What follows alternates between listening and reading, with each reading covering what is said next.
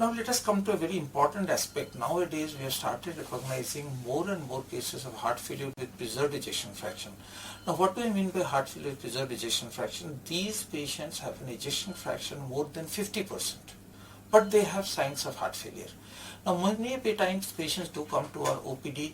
For example, a diabetes comes, the ejection fraction is normal, but if you try to see maybe having a little bit of edema, maybe telling I'm unusually feeling fatigue, having shortness of breath, do an NT-proBNP in these patients and you'll see that patient, in spite of having a good systolic function, does have heart failure signs and the NT-proBNP is raised.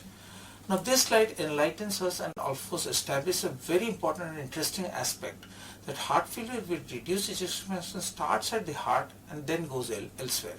That is, the primary focus is on the heart.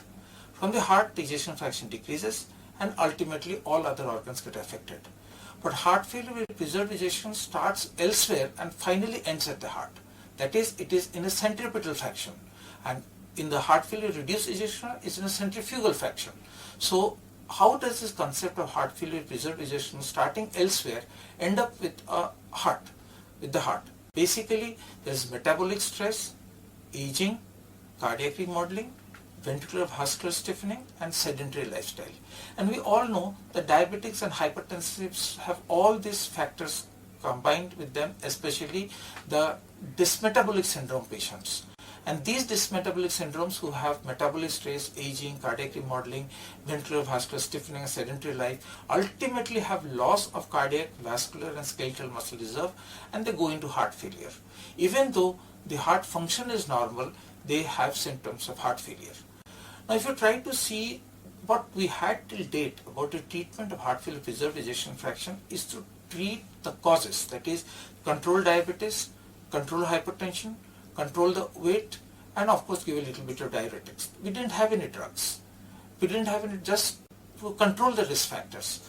But whatever were the trials with heart failure preserved ejection, say the CHARM study, PRESERVE study, Hill study, valsartan versus placebo, the irbesartan, the iPreserve study with placebo, the PEP heart failure study with perindopril, or the TopCat study with spironolactone, none of the studies showed any improvement. So these were all failed outcome trials at heart failure with preserved ejection fraction.